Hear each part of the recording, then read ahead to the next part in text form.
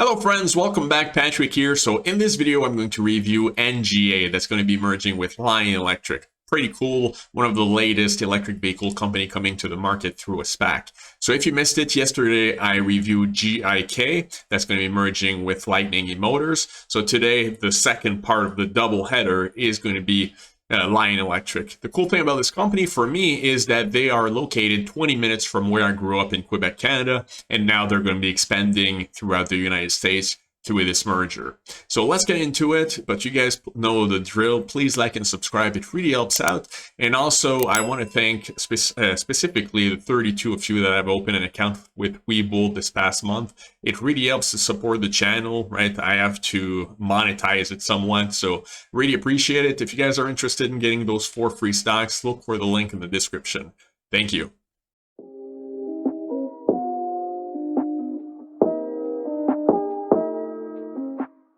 Alright guys, so let's get started with Lion Electric. What does this company do? Well, they are building electric vehicles in the commercial space from scratch, so they are not a retrofitter like XL Fleet or Lightning eMotors. They are building them from scratch in their facility in Canada right now, and they do want to expand to a new facility in California that they're going to be working on after this merger. So right now, they are delivering some products in the market. They are really focused on the medium to heavy duty commercial space. So we're talking about Class 6 to Class 8 tractor trailers and their current specialty, which is buses. Then over time, they want to expand into other types of products, such as the bucket trucks, the ambulances. I'm sure they'll come up with a garbage truck. So all of these types of vehicles are going to be purchased by fleets or by local governments, not really like retail customers like Tesla or something like that. So they don't really have those types of competitors. Now, if we look at the basics of the transactions, as of the when the merger was announced, they were valuing the company at 1.5 billion. Right now, the share price has gone up, so we'll look at the valuation later on in the video. They are going to have 500 million in cash, so they're going to have plenty of money to fund their growth for a few years. There's going to be 200 million in pipe, so you can expect a little bit of dilution after the merger, but not like tremendously, not outrageously. And then they plan on closing in the first quarter of 2021. Right now, we're getting close to the holidays, so there might be some delays. Plus, you guys know the SEC is very slow. So my best estimate is going to be like mid to late March. Like I wouldn't hold my breath for it to close before that, meaning that as of me filming this, like there's about 3 months left before the merger. So this is by no means a mature company, but it feels to me like right now they are the inflection point of going from a startup to a more established company that is ramping up production. Currently, they only have 300 units on the road. They've driven 6 million miles. And this is enough to make them a leader in the industry. I know that the numbers are very small, but this is a very new industry. We talked about Lightning eMotors yesterday that has 120 units on the road. Well, most of their competitors aren't even in production right now. So the fact that they have 7 different models that can be delivered today is huge. Their technology is proven. Now all they have to do is actually scale up their production. Because right now they can only produce 2,500 vehicles in their facility in Canada, and that's going to be enough probably to fulfill their orders in Canada, but it's not going to be enough to really dominate the market, right? And that's why they are expanding into the United States market. They are building a large-scale US manufacturing facility and a battery R&D and production plant. So this is going to be huge. You know that they have like mandates from the different states that if you're going to be buying vehicles and getting subsidies and all of that, you need to buy made in the United States, right? So this is going to be huge for them. They're going to be able to integrate a lot better in the US market by having this facility in California, if that's where they end up building it. So right now, they have multi-year purchase agreements for the purchase of up to 2,500 Lion 6 and Lion 8 trucks. Keep in mind that these are not firm committed orders, so we really don't know how many of those are going to be sold in the next few years. Now, they have visibility on up to 6,000 potential vehicle sales, so 4,000 trucks and 2,000 buses, including from 300 purchase orders in hand and a growing sales pipeline. So we'll see how that develops, right? My guess is that right now, a lot of the companies are just dipping their toes. talked about it yesterday with the other company. Like Amazon actually bought 10 units. Now over time, maybe they'll buy more, but we really don't know. Right now, there are a lot of smaller orders, and if the companies are happy with the products, they'll just keep reordering more and more and more, and that's how the company is going to be able to really scale up. Because right now, they can only make 2,500 vehicles per year. So if you look at some of their customers, and this is going to be pretty big.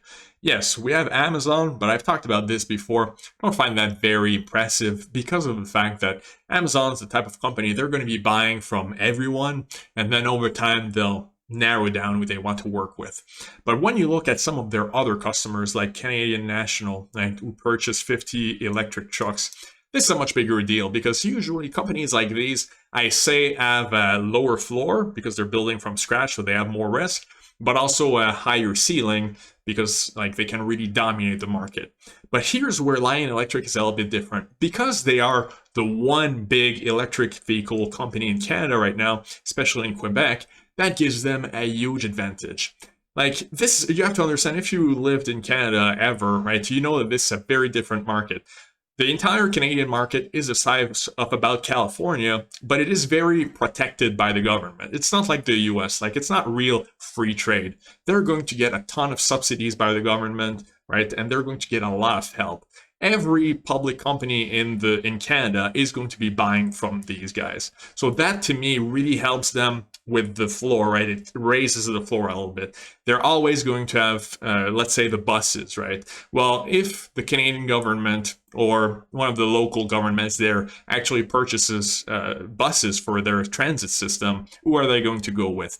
Yes, they will probably always go with Lion Electric. So just keep that in mind. That really helps this company. To me, it gives them almost an unfair advantage, at least in Canada.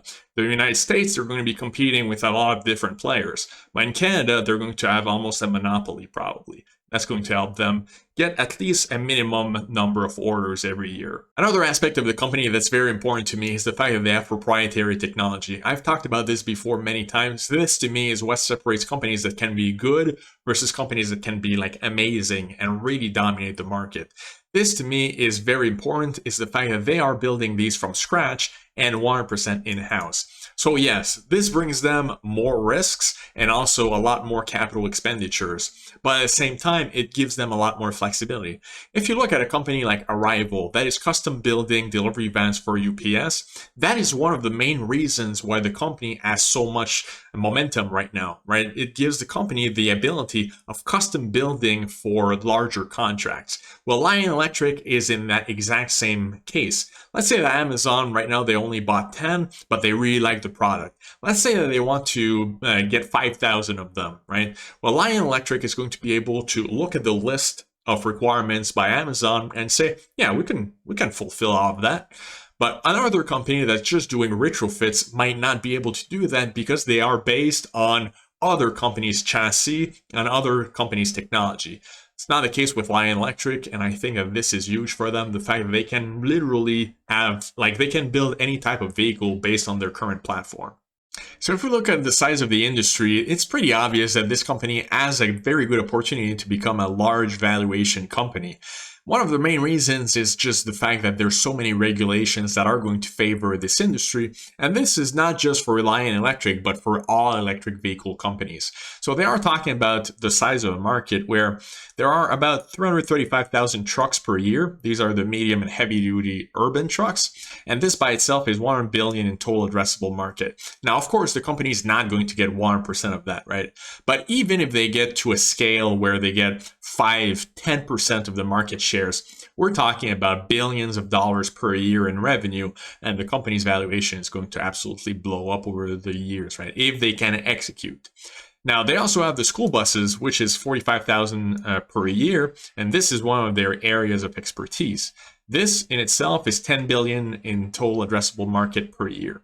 So this is all benefiting these companies that are in the electric vehicle industry because of the regulations. I mean, there's currently 15 US states that have set a goal of 1% of medium and heavy duty vehicles purchases to come from zero emission vehicles. And we all know this is just going to grow over time, right? 15 states over time, there's going to be more. All of the democratic states are going to add to that. Plus, they can get contracts in Europe. more contracts in Canada. Like, they're just going to blow up over the next several years. Then, of course, there is the Biden administration coming in, which will really help that industry for two reasons. The first one is they're talking about accelerating the transition of the entire 500,000 school bus fleet to zero-emission vehicles, with all new sales to be zero-emission by 2030. But I'm pretty confident that they're also going to give subsidies and grants for companies to switch to zero-emission vehicles. So when you combine all of that, it is perfect for this industry. And it's not just Lion Electric. Like, all of these companies are going to benefit from that. But this company being more flexible, right, since they're building the vehicles from scratch, it's almost impossible for them not to get a big market share. Like, it's impossible for us to predict how big they will become, but you can expect that the company will grow a lot over the next several years. So one thing that's really interesting here, kind of a negative thing about this investor presentation, is they don't really give us a lot of information about their pipeline. And this is one of the weaknesses. When we were talking about Lightning e-motors yesterday, they were really highlighting the firm committed orders that they have from some of their customers. We don't really have that with Lion Electric. They're not really giving us a lot of specifics. So when they're talking about 2,500 Lion 6 and Lion 8 trucks that are they have a purchase agreement for, well, not only is it at the customer's discretion, meaning that we don't know if they're going to actually purchase this entire order, but also we don't know who it is, right? So is it someone, a company that we really believe in, or is it more of a obscure company that we're not sure if they'll actually fulfill these orders? Like, I wish we had known a little bit more about this, especially given the other point, which I'll have to read to you guys because this is probably not something that we've seen very often. So concurrent with the commercial agreement, Lion issued a warrant to the customer. So potential to obtain up to 19.99% ownership stake in Lion. Full vesting requires spending at least 1.1 billion on Lion products, right? So here's the deal, is if this company actually purchases 1.1 billion in products from Lion Electric, they may get 19.9% of the company. This can be pretty good, right? This gives the company a very, very strong incentive to keep going back for more orders until the point where they get a stake in the company, right? Especially if we're talking about a company that's going to grow a lot over the next several years. Well, this 1.1 billion in itself may be a huge investment for the company, right? If this company grows to be $10 billion, well, 20% ownership stake might be worth $2 billion itself. So this, once again, raises the floor for this company like a lot. It just makes it so over time, the company that they have this contract with will probably buy more. I wish they had told us who it is.